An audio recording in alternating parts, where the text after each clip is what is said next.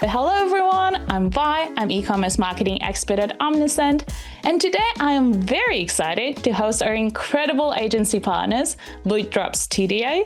And today Omar is breaking down how 6 email flows have generated over 400% growth in 30 days for their client using Omnisend.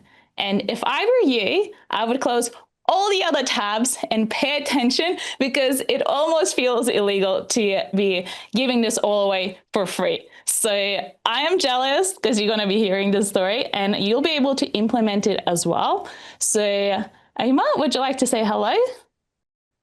Yeah, absolutely. Hello, everyone. I'm super excited for this one because we're going to be talking about some stuff that's completely transformed our clients' businesses. So yeah, and keen to get through it. Amazing. And we also have Anna as well. Would you like to say hello? Hi everyone, I'm Anna. I head the creative strategy at Blue Drop Studio, and I'm really happy to be here with you today. Fantastic. A couple of things to know before we begin. This session is being recorded, so you will receive the recording in a couple of days. So keep an eye on your inboxes. We will also include the slides, so you can go through this at your own pace. And also, if you have any questions, and I encourage you to take this opportunity to ask them, at the bottom of your screen, there's a Q&A tab. So just drop your questions in there so they don't get lost. And then we will either pause to answer them or we will have a Q&A session at the end. So again, use this opportunity to pick these people's brains because they know what they're doing.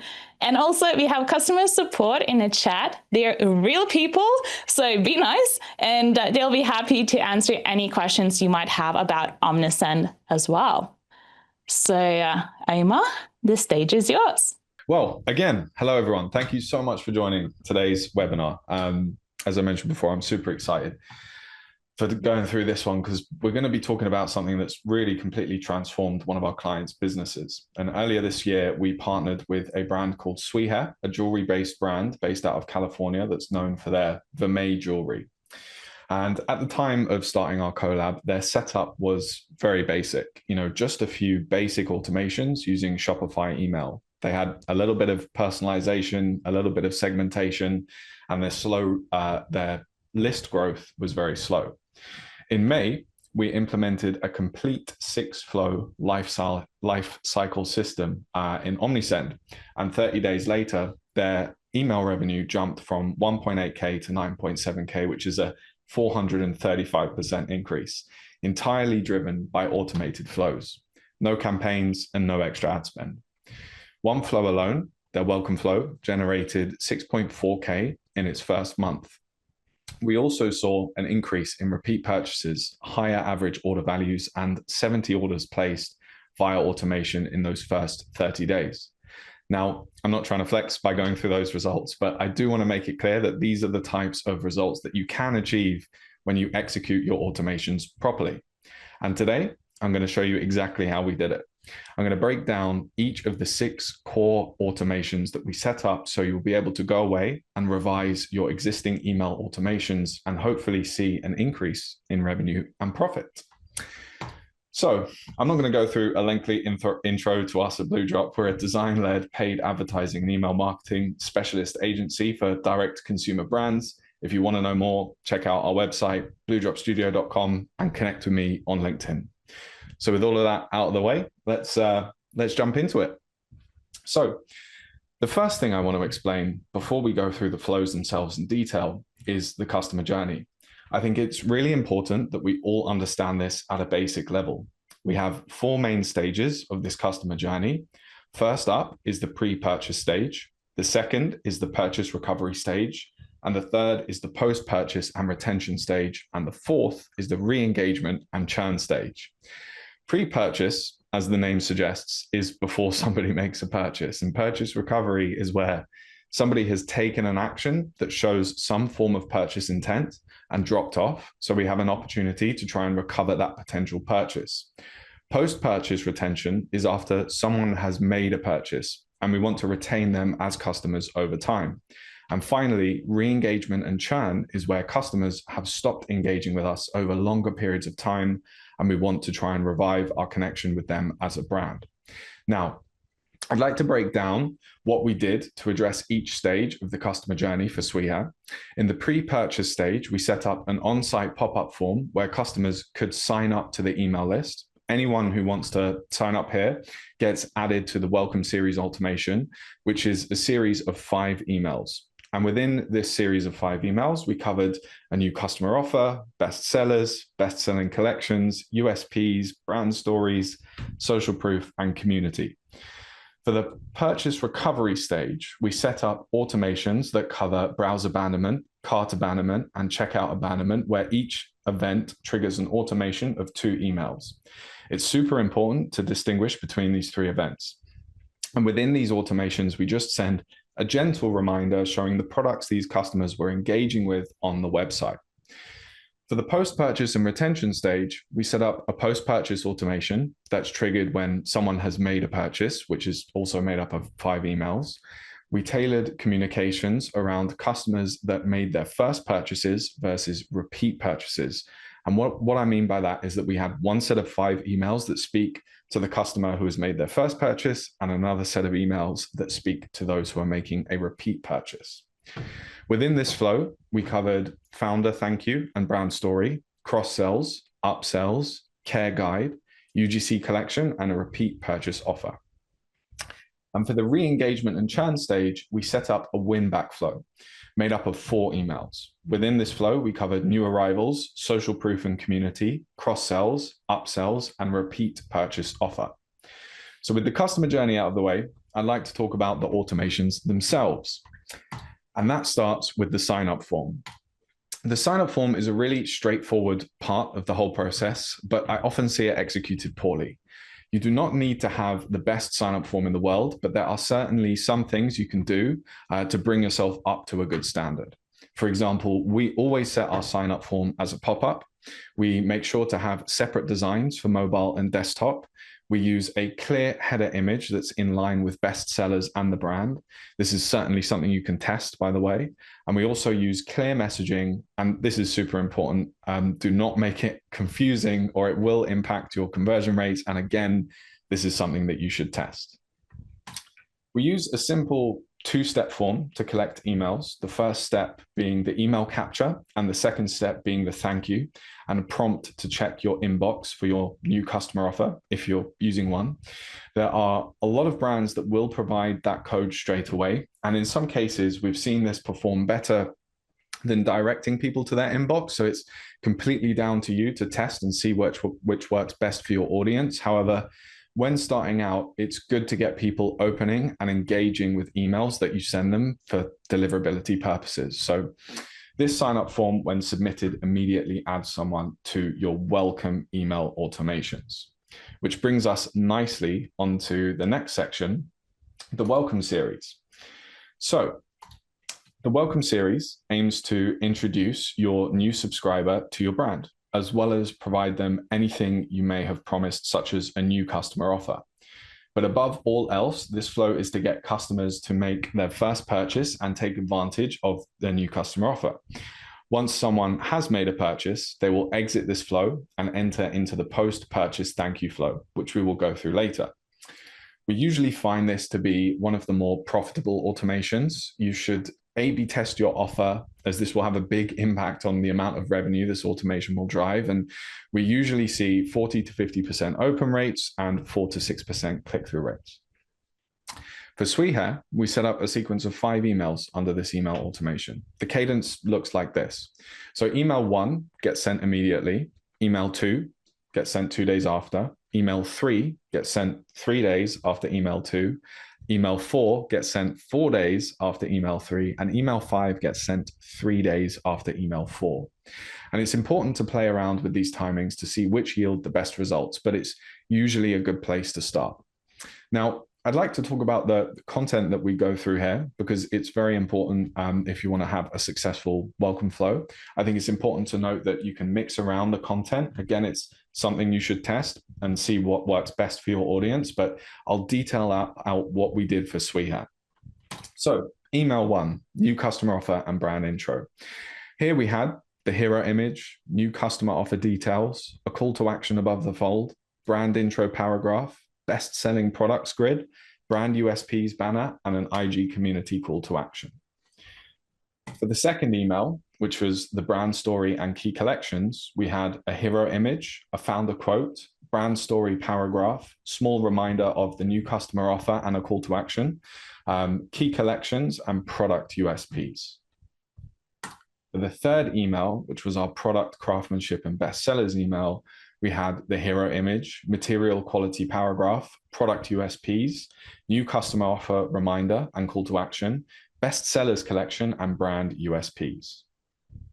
For our fourth email, which was our social proof email, again, we had a hero image, social proof paragraph, new customer offer reminder and call to action, bestsellers and UGC content, customer review, and brand USPs. And for our fifth email, the founder note. So we included a note from the founder, bestsellers, a new customer offer reminder and call to action. And I also think it's important to mention that we stylized this last email with no design to make it feel like it's really an authentic email from the founder.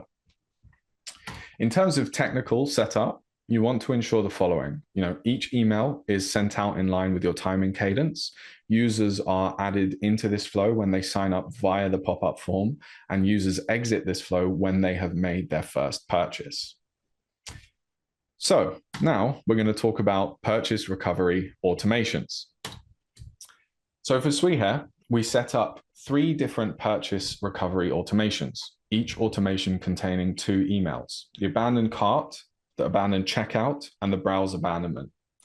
Abandoned checkout is usually the most profitable automation, but all 3 are very important to have set up.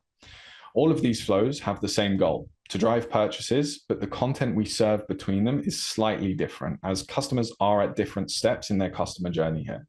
And the email is all, or I should say, an email in general is all about sending the right message at the right time. So let's dive into the abandoned checkout. This is triggered when someone starts the checkout process, but leaves before finalizing their payment. This flow targets very high intent users who are closest to making a purchase, which is why the flow usually has the highest conversion rates. We usually send the first email 30 minutes after someone abandons the checkout process, and the second email is sent out about 12 hours after. The type of content that we include in the first email is pretty straightforward. We have brand USPs, such as free shipping and premium materials, a call to action, the products that were in the cart when the checkout was abandoned, and the community and IG grid to reinforce some social proof. And for the second email, we very much include the same information, but structured slightly differently. And importantly, we switch up the social proof, as we may be able to serve some content which is slightly more relevant to the customer the second time round, that just tips them over the edge to actually make that purchase. In terms of technicals, you want to ensure that your sending cadence is correct. For example, the first email 30 minutes after, and the second email 12 hours after. You also want to ensure people leave this flow when they have placed an order and are moved into your post-purchase thank you flow. It's also important to make sure you have a frequency cap on a flow like this. We typically exclude anyone who has been in this flow within the last day. So let's move on to the abandoned cart flow. This is triggered when products have been added to your cart, but the customer leaves your website without starting the checkout process. This flow targets customers who have shown purchase intent, but for one of many potential reasons have decided to not actually make that purchase. And we usually send the first email 1 hour after they have left your site, and the second email 1 day after. The type of content we include in the first email is also very straightforward. We have a brand USP section, such as free shipping and premium materials. We have a call to action button. We show the products that were in the abandoned cart, and we tried to show some social proof with some social media content. And for that second email, we very much include the same information, but again, we tried to switch up the social proof, the social content a bit, just to show a bit of variety. Now, in terms of technicals, you want to ensure that your sending cadence is correct. For example, the first email 1 hour after the cart is abandoned and the second email 1 day later. You also want to ensure that people leave this flow when they have placed an order or when someone starts the checkout process. And it's also important to make sure you have a frequency cap on a flow like this. We typically exclude anyone who's been in this flow in the last 7 days. And that takes us on to the browse abandonment flow. So this is triggered when customers view products on your website but don't add anything to their cart. This flow aims to re-engage customers based on their browsing history, suggesting they revisit the items and categories of items that they showed interest in. The purchase intent is not as high here as it is with other purchase recovery flows, but it still captures those in their decision-making stage of the customer journey. So we try to focus here on personalized product recommendations and educate around products and brand by highlighting those product benefits or reviews. We usually send the first email 2 hours after they've left your site and the second email 2 days later. So the type of content we include in the first email is also very straightforward. We have brand USPs, such as free shipping and premium materials. We have a call to action button. We show the products that they were viewing during their session. And we also try to show some social proof and some social media content or reviews. And for that second email, very much the same information. But again, we try and switch up the social proof and social content a little bit. Now, in terms of technicals, you want to ensure that your sending cadence is correct. For example, the first email, 2 hours, and the second email, 2 days later. You want to ensure people leave this flow when they have placed an order or when someone starts that checkout process or add to cart process. And it's also important to make sure you've got a frequency cap on a flow like this. We typically exclude anyone who has been in this flow in the last 14 days or so. And that concludes the purchase recovery flows. So the next one up is the post-purchase flow. And an important thing to remember is that when a customer makes a purchase, it's not the end of the customer journey. It's just the beginning. And setting up a solid post-purchase thank you flow will allow you to build a better relationship with your audience, build loyalty, and increase customer lifetime value. So let's consider the customer mindset just after they've completed the purchase. They're still in a purchasing mindset, having trusted you enough to make an order.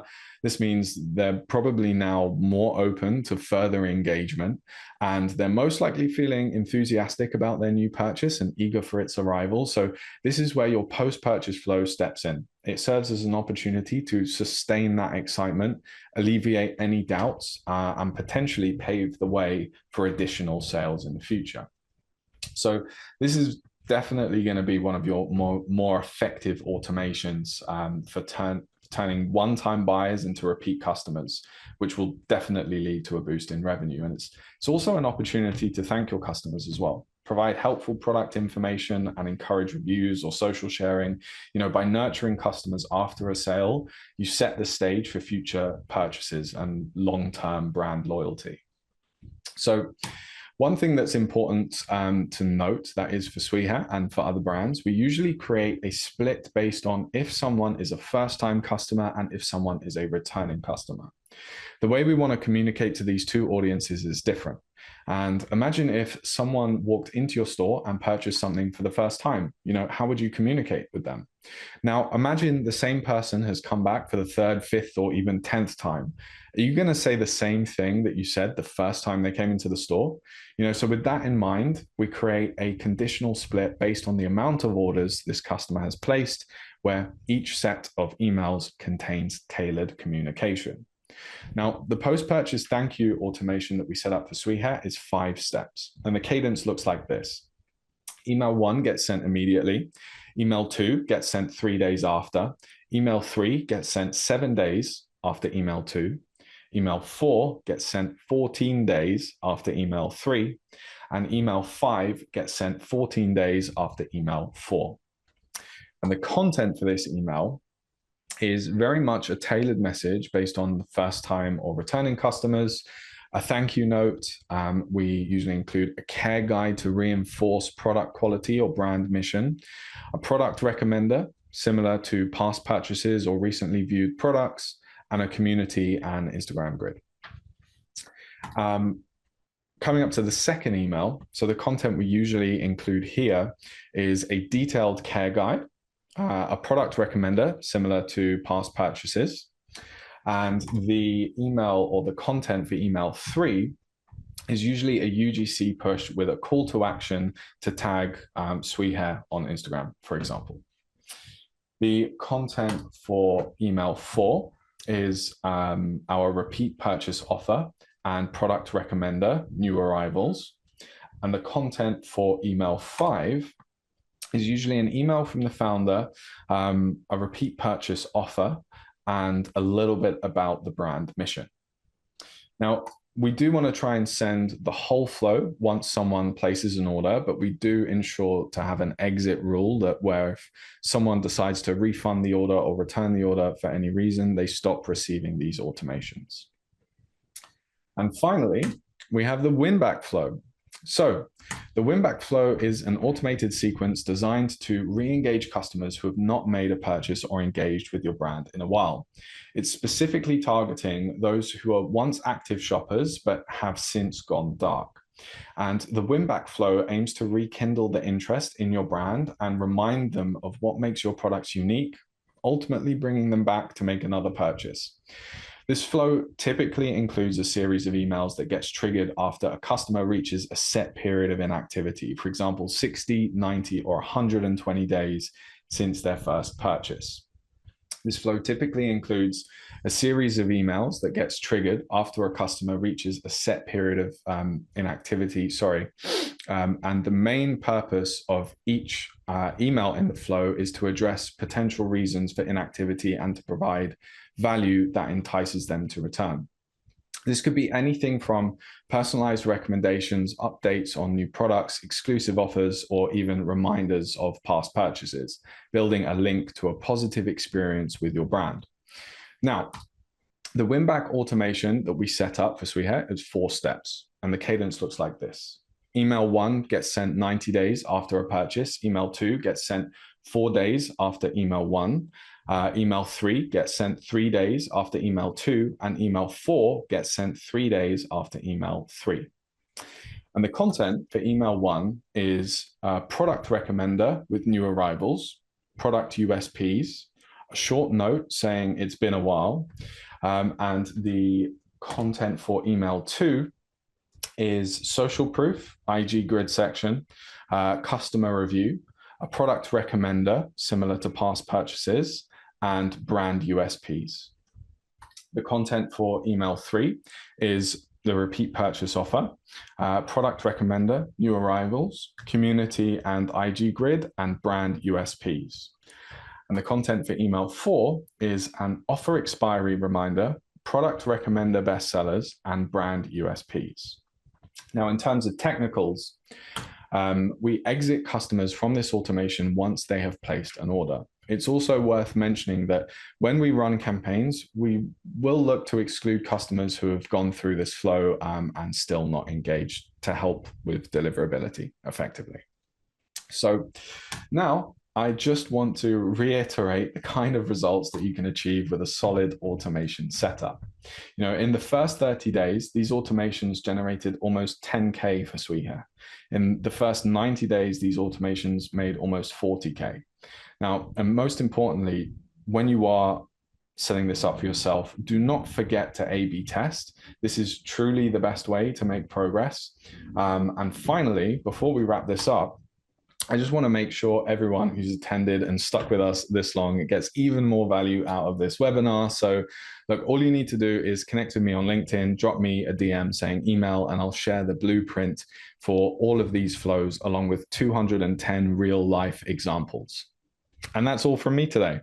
No notes. I don't think I will need to host any more webinars on this because the breakdown, like I personally really appreciate it because sometimes when you see a webinar coming up and there's a success case, there is something, just some email pictures and that's it. And you sharing the backend setup as well. That is just so valuable. So thank you again so much. You're very welcome. Thank you for having us. So just a reminder for everyone, you will receive the recording of this and you'll be able to go through every step at your own pace. And please go and connect with Omar on LinkedIn. Get all of these goodies. And also, Anna and Omar have been posting really good content. And I want to go and start an e-commerce business now just so I can implement all of these things. Just looking at the chat if there are any questions, but thank you, customer support team, for answering all of them. I do have questions. You're sharing all these emails, and it has incredible photography in it, incredible lifestyle shots and product shots. How important is that? How important is to invest in like photo shoots and these assets? And the follow-up question to that is also, how is AI changing that? Like, what is your perspective on this? Yeah, that's a really good question. I think being able to communicate your brand visually in multiple different mediums, as long as you're communicating like the right identity and messaging and values for your brand, that is very important in such a visually hungry market that we're in, or sort of environment that we're in nowadays across all of these different platforms, right? The visuals is really what instantly starts to trigger these visceral emotions that provoke people to actually make purchases. So I think making sure that you have a very good representation that's true to whatever vision you have to represent your brand is a really good thing. And also exploring other ways to sort of represent your brand and test out different things that could resonate with different audiences is also incredibly important. How AI impacts that, I don't quite think it's there yet for the public to fully take advantage of creative. I do think that there's still a little bit of a way to go, unless you're really good with it and you get very good at prompting and feeding it and training it. It's just not instantly at the tip of your fingers there in a way that I think people can still understand if it's AI, or more often than not, you can kind of tell that AI has put this together. But I do think in the future, when it does get to the place where it really is just that good, yeah, who knows? I mean, hopefully we're not out of the job yet. Hopefully. If anything, we'll just go on a long holiday. That's all. Yeah. Definitely. We do have a question in the chat, and it's at what point would you recommend we sunset or remove subscribers? Because you spoke about all these flows, but if you were to think about this brand and its customers, what would be your approach in sunsetting them or unsubscribing them? Yeah, good question. I think anything over sort of, or anything between 90 to 180 days is a good place to start. It's worth testing out over time to see which cohorts that you exclude lead to better performance and better engagement. I do also think it's good to understand and look back at the data and try and understand from the data, okay, if we exclude 90 to 100 days of no engagement, or 90 days plus, then what's the impact on our engagement after we do that? And then run the exact same test for 120 days plus, see what the impact is on your engagement, and sort of take it from there. Awesome. Looking at the chat, some people are saying that they cannot reach you on LinkedIn, but I think they need to send you a connection request first and then send you a message. So if anything, guys, try that. If not, we will include again Omar's contact in the follow-up email, so you can contact him through that as well. Alrighty. I do have another question is, this is a jewelry brand. I used to work with fashion brands as well. And it's quite, I wouldn't say easy, but it's much easier to make the emails nice and engaging with lifestyle shots, creating collections and recommend products as well.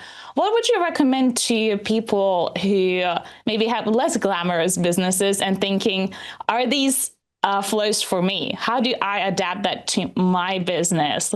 What would be your advice to them?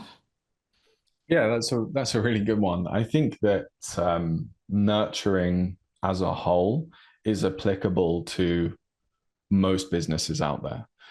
You're going to have people engaging with your brand within the digital space. This just serves as an extra touch point that you can engage with people. So as long as you have interest, you have a website, there are ways in which you could execute these flows and tweak these flows. Maybe, if someone's buying a private jet, you might not just want to, send them a, hey, thanks for your purchase. You're probably going to, I don't know, take them on a yacht and treat them to a nice weekend away before they jump into their jet. But I think if you're anything below that, definitely engaging with people in the digital space, using a set of flows like this, but just tweaking it so the messaging makes sense.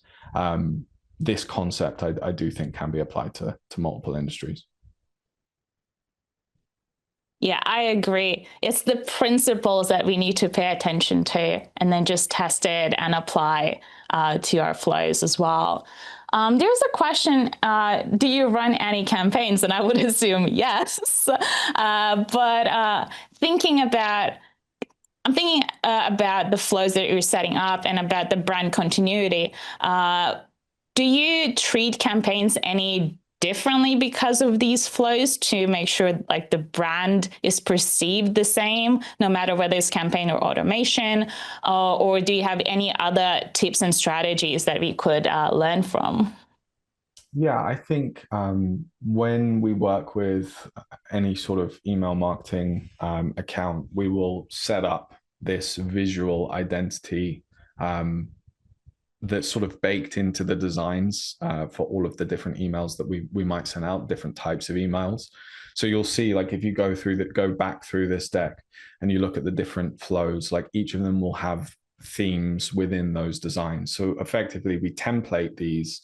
Now, when it comes to running campaigns, we'll certainly draw and lean on these kinds of templates that can be applied to both flows and campaigns.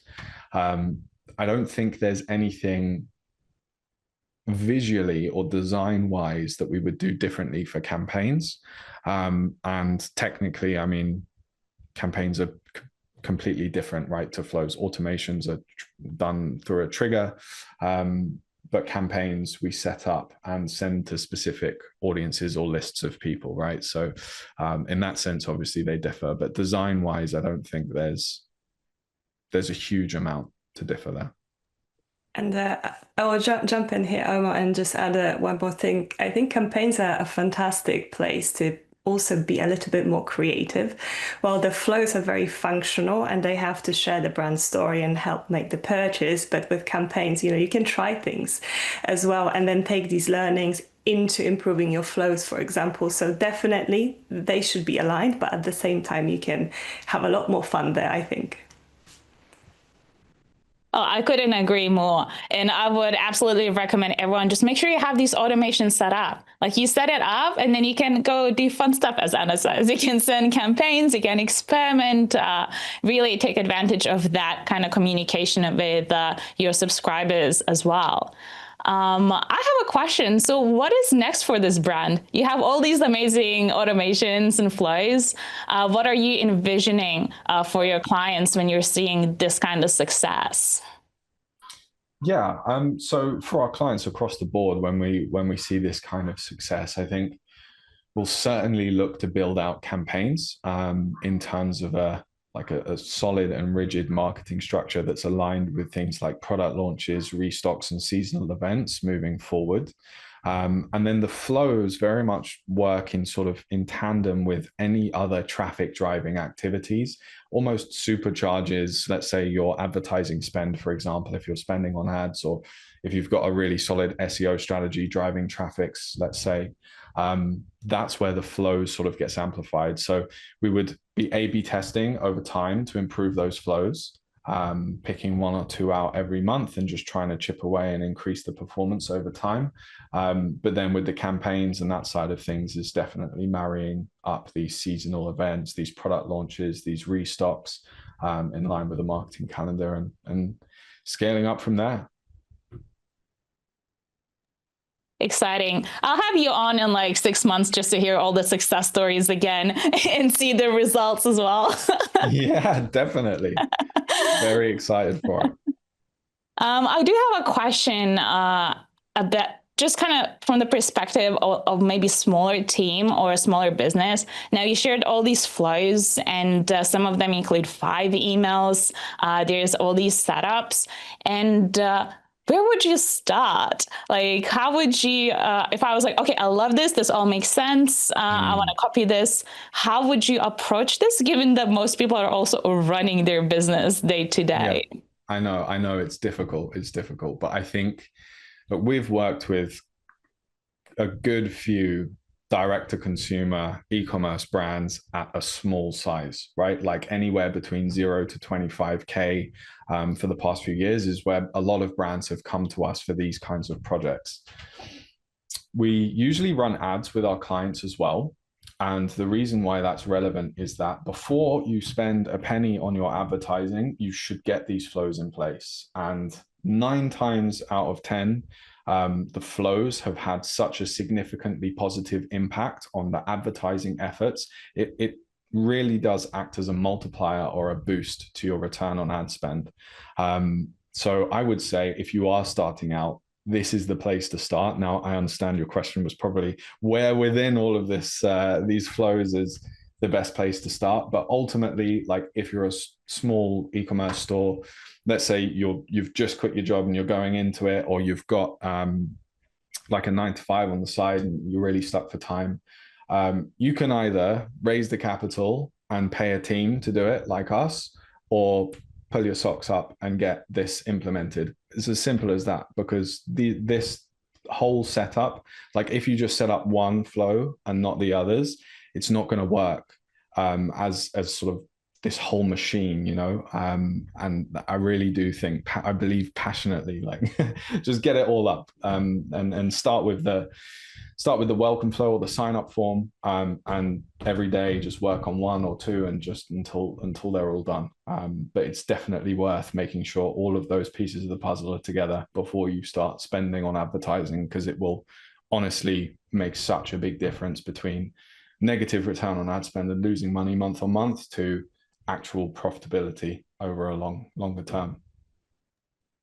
I'm on the same tough love side. I'm like, I think just get it done. And with Omnisend, we already have all the templates ready for you. Every single flow that Omar mentioned, there is a template. So you can just activate that, drop and drag things, and voila, you're good. Then you can do it in probably 2 days, if not quicker. Watch a movie, make sure it's right, chill for a bit, and then you're done. So absolutely, if you feel overwhelmed, that's absolutely natural, but know that the resources are available, and they're literally just drag and drop kind of templates. And then if you need any help, we have our customer support team available 24/7, so you can contact them as well. So again, just get it done. Just get it done. Okay, there's a question. Maybe you have experience in that, because the question goes like this. Have you tested a free giveaway for sign up? We offer a gift of $100 worth of products. Wondering if we might announce the winner every month and encourage base to interact to be entered the next month. So is giveaway kind of something you would encourage as a tactic, as a strategy? Have you had any experience in that as well? Yeah. I think I'll start off by saying that welcome offer. So let's say someone comes to your site, they see a pop-up, and then you've got the giveaway there. Testing different versions of that. So maybe one option is a giveaway, one is a monetary value. So let's say like £50 or $50. And then another one is a percentage off type of offer. And then you might even want to test something which is just, hey, just sign up to our mailing list because you love the products. And we'll let you know when we're dropping new stuff. Like just split testing is my first port of call and first line of defense in terms of an answer to anything like that.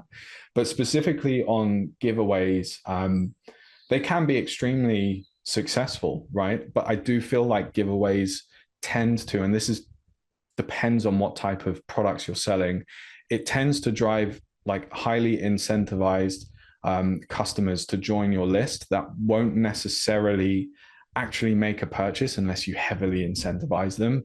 So there's definitely a place for that type of customer somewhere. you can definitely target them through even flow automations or campaigns, right? And just be aware that every time you communicate to them, they're probably going to need a sweetener to the deal. But for the most part, like, not focusing on such heavily incentivized activity is going to be healthier for you in the long run, because you'll find you're building up an audience of people who love your brand for the products and quality and experience that you provide, rather than a bit of a gamble, if that makes sense. Awesome. Thank you so much. And from my experience as well, when it comes to giveaways, I like to use them again as incentive to subscribe, but in ads. So once I have all of these flows set up and I have my sign up forms on the website, a good thing to try that's been helpful for my clients as well is to have ads that incentivize people. Hey, sign up to our mailing list and enter this giveaway. Because through ads, in my experience, especially talking to those people who subscribed, the response would be like, yeah, I was just in that mood, because ads are a little bit more gamified in itself. So that's something that has worked for me in the past. Sounds good. Awesome. We do have a question about your pricing and everything. So we will just link your website in the chat and we'll add it to the email so people can contact you for quotes. Because I think the answer would be, it depends. Yeah, absolutely. Get in touch if you're interested at all. Drop me a line on LinkedIn, and I'm more than happy to have a chat and just share ideas, even if you want to brainstorm anything. Always happy to chat, for sure. Awesome. All righty. We'll pick up just one last question because I'm looking at the time. But again, and I think this is just a very common question that we get, are there better discounts to offer than others for signups to emails? So I know the answer is test everything, but from your experience, maybe there are trends for different businesses or markets in that sense, or like, where would you start? Yeah. I think out of all the tests that we've run for this type of offer, we have seen a percentage off your first order perform better than the vast majority of other offers that we've tested. Now, there's a bit of context there. Like, for example, if you've got a sofa brand, for example, selling sofas that are worth £10,000, £15,000 or dollars per pop minimum, then taking into account like a 10% off might not necessarily be the best way to incentivize that type of customer. Versus if your average order value is between 100 to 200, then yeah, like 5-10% off the first order is a really good way to go. Awesome. Fantastic. Again, everyone, just test it. Make sure you know what works for your business and your customers as well. Alrighty, just checking the chat and the Q&A box. All clear. Thank you, Ira and Shame, for answering the other questions. Okay, Oima, Anna, thank you so much for joining me today. Again, no notes. This is absolutely brilliant, and I would encourage everyone, just go through this once a quarter. Make sure you have everything. You're inspired to do things, to test things. And as Omar said, just if you're worried where to start or which flows to implement, do them all. Just roll up your socks and just do them all, and then do the fun things after that. Amazing. Thank you so much for having us on. It's been an absolute pleasure. Amazing. And everyone, connect with Omar on LinkedIn, get all the blueprints, examples. If you're having any issues with that, let us know by responding to the email that we're going to send out. You will receive the recording, the slides, and yeah. Everyone's raving in the chat. So this is great success. Thank you, everyone. Okay. Thank you so much, everyone. And we'll see you soon. See you around.